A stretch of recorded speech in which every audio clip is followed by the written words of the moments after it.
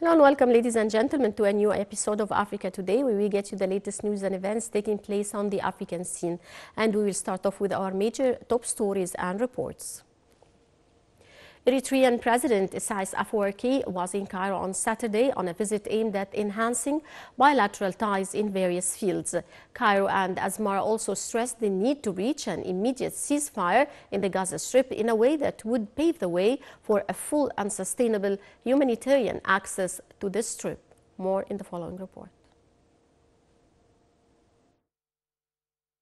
President Fattah el-Sisi received Eritrean President at Al-Ittihadiyya Palace in Cairo. President el-Sisi affirmed interest of both sides in continuing to develop bilateral relations in order to achieve a shift in the level and depth of cooperation between the two sides in various economic, commercial, and security fields.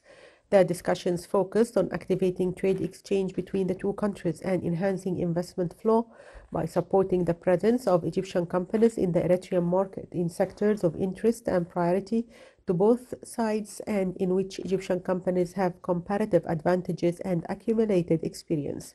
The two presidents also discussed developments taking place in the Horn of Africa, where they agreed on the need to respect sovereignty of the state of Somalia and supported in rejection to all measures that would diminish this sovereignty. The situation in Sudan was also discussed, as well as importance of continuing joint work between Egypt and Eritrea within the framework of the path of neighboring countries in order to reach serious solutions to the crisis that lead to a ceasefire which would put an end to the humanitarian suffering that the brotherly Sudanese people are going through and meet their aspirations.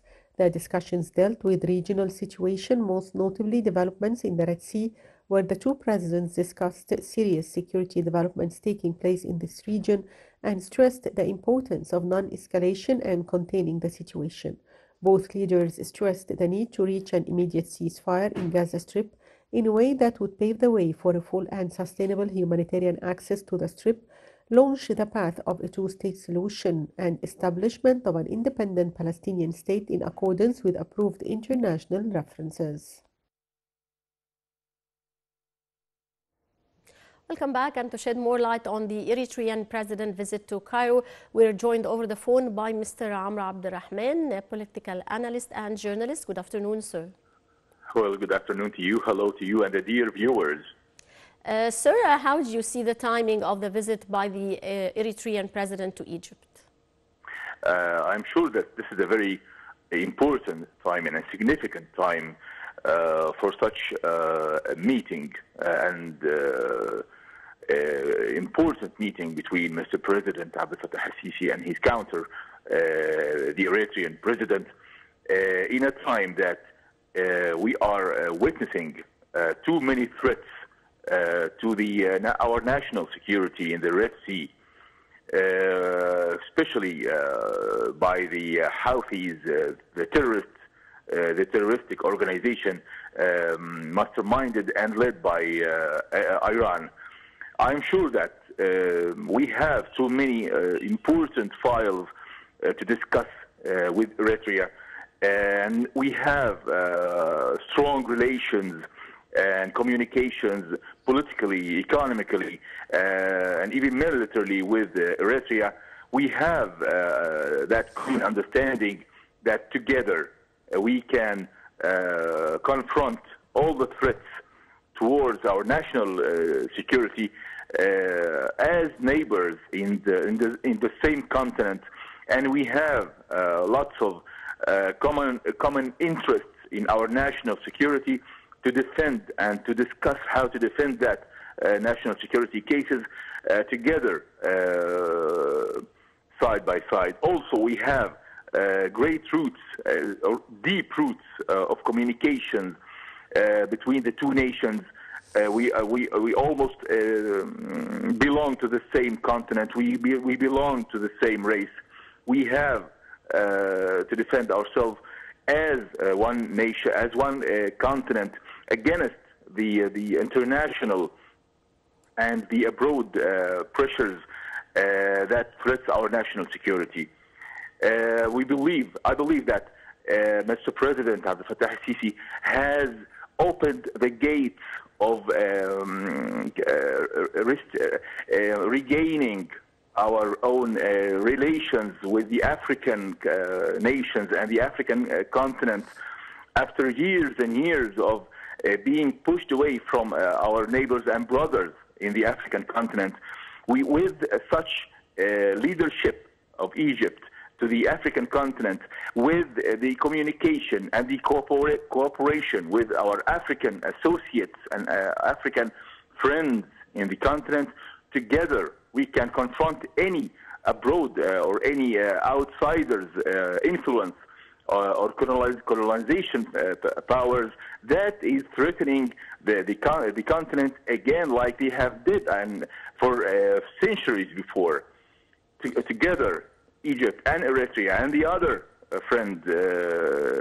friendly nations in Africa, together we can confront all the threats. Right. Sir, discussions in Cairo focused on supporting the presence of Egyptian companies in the Eritrean market in sectors they have comparative advantages and accumulated experience. Now, how would that benefit both sides? Well, of course, we have proven that we can go on and get up with such commercial and economical cooperation and industrial cooperation with our neighbor in with the Julius Nyerere dam that Egypt has built in the heart of another African country. We have our expertise, we have our deep relations that goes way back to the 60s. We cultivated the roots of a strong relations with the Africans, and we can right now build upon this strong base, that solid base we have already accomplished with such cooperation with our expertise, with our companies for industries and economical activities. We can help the prosperity of the Eritrean nation and the Eritrean state. We have so much to discuss and to build upon economically, of course, with the Eritrean leadership. Right. Well, Mr. Abdel, how can Africa attract more global investments to the continent? With uniting its efforts, with tackling on independence and inside cooperation between the countries of Africa, together without being drifted to the east or to the west, we can build our nations. Africa is the richest continent of all continents all over the world, with uranium sources, with gold sources, with all kind of nature sources that we can use and prevent the foreigners, the foreign hands to manipulate our own treasures and our own national sources, together with our own efforts, with our own patriot efforts, that Egypt is leading those efforts. Since the beginning of the era of Mr. Abdel Fattah al-Sisi, we have started to direct and to lead the continent. We have, without Egypt, Africa would have never been a part of the great, important and international summits from the point of view of independence, not to be a follower to any other power, whether Eastern or Western. I believe this is the common understanding that Egypt is leading and tackling in each and every meeting that Mr. President Abdel Fattah al-Sisi is holding with any leader in Africa. With such agenda, with such vision, we can lead, we can gain the economical independence of the countries in Africa. Until now, we are fighting back against influence, economical influence. We have a threat in Somaliland that we are together, Egypt and Eritrea are facing that threats of interference, of economical interference that try to invade the continent. We have to fight back any threats. By the way, the attacks, the terroristic attacks, that are committed by the Houthis are a mean and a tool for the Iranian influence and the American and the Western influence and other powers, Eastern powers influence to invade the continent economically. We have to defend our best interests, which is our rights. It's our heritage to defend, whether in Egypt or at large scale in Africa. Right. Well, sir, how do you see the role of the private sector in enhancing economic cooperation among African states? Well, as I mentioned, we had that model and typical model of cooperation between the economical state and the state economy and the private sector in the Julius Nyerere Dam that we have accomplished already. Such projects, such other projects that we are doing right now, we are accomplishing right now in Egypt as a role model, as a model that we should be expanding all over the neighbors in Africa. We can achieve the same way in Eritrea. There is no one hand can clap all by itself. It takes two hands. It takes the leadership of the states and the cooperation of the private sector. This is the only strategy that can work, achieving success, whether on all levels, on the level of a state, on the level of a nation, on the level of a whole continent. We have, of course, discussed that vision between the Egyptian president, Mr. Abdel al-Sisi, and his counter Eritrean. Mm-hmm. Right. Sir, the talks also discussed the joint action to reach a settlement to the Sudan crisis. Now, how do you see the prospects of reaching a solution through African mediation in the Sudanese crisis? Exactly. This is another example of what we are confronting right now, of abroad and foreign interference. Without the vicious hands that ignited that civil war in Sudan to be divided once again, to be divided as if we're still confronting the map of Sykes-Picot and the agenda of Sykes-Picot. Of course, some countries, even close countries, they have gained profits from such catastrophe and dramatic tragedy that the Sudanese are living right now by being divided again.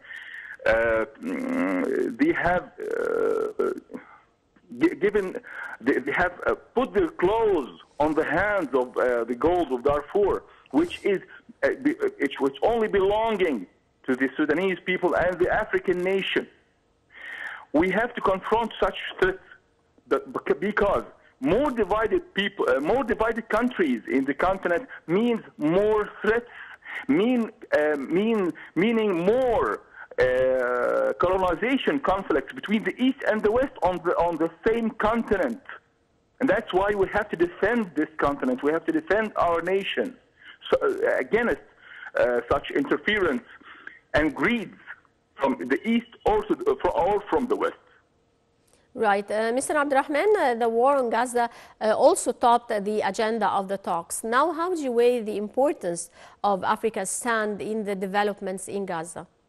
Well, I believe that starting with Egypt and with the associates of South Africa, we have set an example on how to defend the human rights and the political rights for freedom and independence for Palestine, for a Palestine state. We together stood at the same front, Egypt and South Africa and the whole nations of the African continent towards against the Zionist aggression and the Zionist greeds in the Arabic lands, in the Arabic occupied lands. Together we have stand against and in the international law of justice, that we have expressed the feeling and the situation of a legitimate rights for the Palestinians to have their own independent state, just like African nations I would like to thank you so much, Mr. Amr Abdel Rahman, political analyst and journalist. Many thanks for your insight, sir. And dear viewers, we move on to our special reports. The Africa Regional Conference and Exhibition of the Airports Council International ACI is being held in Cairo between February 24th to March 1st. The event provides a collaborative platform for insightful discussions exploring cutting-edge aviation technology, trends and services. The Africa Regional Conference and Exhibition of the Airports Council International ACI kicked off in Cairo on Saturday with the participation of over 250 delegates and 30 exhibitors. The 71st ACI Africa Board meeting and Regional Committee meetings are held coincidentally. The event is being held from February 24 to March 1. Themed Airports Levers of Socio-Economic and Sustainable Growth, the ACI Africa Regional Conference and Exhibition aims to address challenges as well as opportunities for advancing the aviation sector in Africa. The event provides a collaborative platform for insightful discussions exploring cutting-edge aviation technology, trends and services. Host of the event, CEO of Egyptian Holding Company for Airport and Air Navigation, EHCAAN, Mohammed Saeed Mahrouz, said the event reflects commitment to transforming airports into catalysts for development and efficiency. He said the aviation industry rebounds to pre-pandemic levels. The first day of the event witnessed the launch of the ACI Africa Regional Committee's meetings. 4 of the 6 dedicated regional committees convened for in-depth meetings, namely the Safety and Technical, Facilitation and Technology Environment, and Sustainable Development and Economics Committees.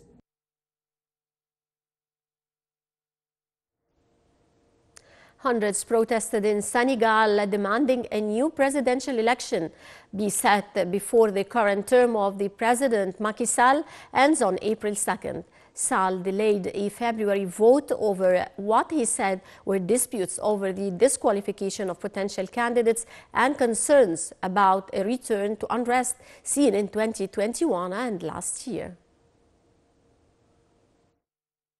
Several hundred people demonstrated in Dakar on Saturday, calling on the president to set a date to elect his successor before his term ends on April 2.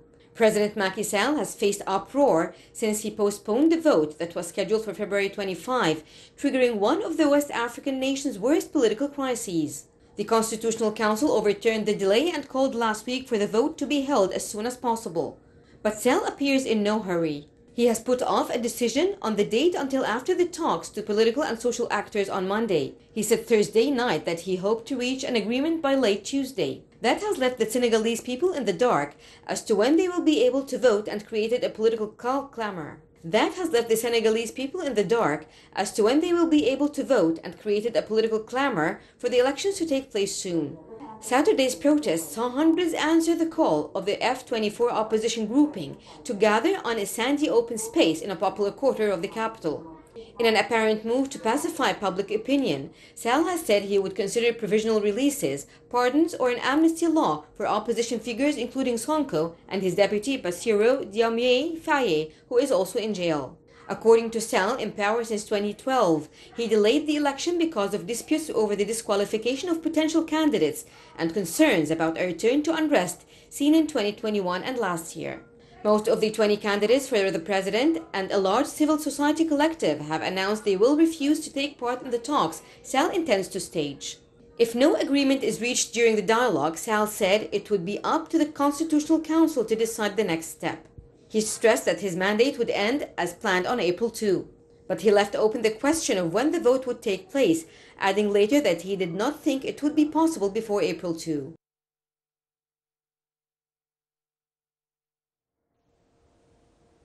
With that, we wrap up this edition of Africa Today. Many thanks for watching and stay tuned for more coming up here on Nile TV International.